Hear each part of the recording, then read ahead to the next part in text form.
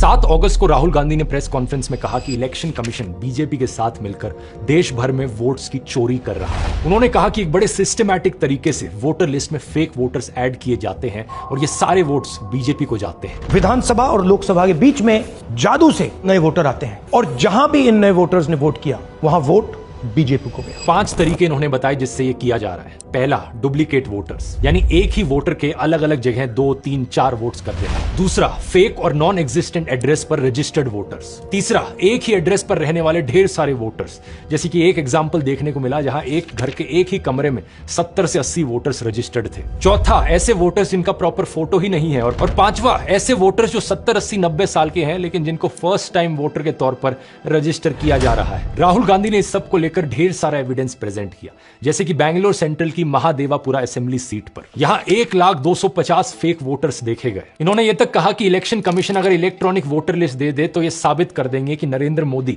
धांधली करके प्रधानमंत्री बने। जब इतना बड़ा एक्सपोजे किया गया और इतने बड़े बड़े आरोप लगे तो पता है इलेक्शन कमीशन ने क्या जवाब दिया? कुछ ही सेकंड्स के अंदर वो ट्वीट करके कहते हैं कि ये एलिगेशंस मिसलीडिंग है। कोई इंक्वायरी नहीं, कोई चेकिंग नहीं, किसी एग्जैक्ट पॉइंट का कोई काउंटर जवाब नहीं, बस मिसलीडिंग घोषित कर दिया। और ऊपर से यह कहा इलेक्शन कमीशन ने कि अगर जांच करवानी है, जांच तभी होगी जब राहुल गांधी एफिडेविट पर साइन करके ओथ लेंगे कि ये सारा डेटा सही है। बताओ जरा। लेकिन कुछ मीडिया हाउसेस ने अपनी इन्वेस्टिगेशंस करी। इंडिया टुडे ने अपनी इन्वेस्टिगेशन करी जिसमें राहुल गांधी का महादेवापुर में मुन्नी रेड्डी गार्डन के हाउस नंबर 35 पर 80 वोटर्स का रजिस्टर होने का दावा सही मिला। ये 10 से 15 स्क्वायर फीट का एक कमरा था जिसमें केवल एक व्यक्ति रहता है, जिसके हिसाब से इस घर का ओनर बीजेपी से जुड़ा जयाराम रेड्डी है। लेकिन इस एक कमरे के एड्रेस पर 80 से ज्यादा वोटर्स रजिस्टर्ड थे। अब बात यहां पर यह है दोस्तों कि ये पहली बार नहीं है ऐसे आरोप लगे हों। दिल्ली इलेक्शन से पहले भी ढेर सारे सबूत प्रेजेंट किए थे आम आदमी पार्टी ने, जो दिखा रहे थे कि एक वोटर फ्रॉड हो रहा है। इन्होंने एक ही विधानसभा में शादरा में 11,008 वोट काटने के लिए एप्लीकेशन दी।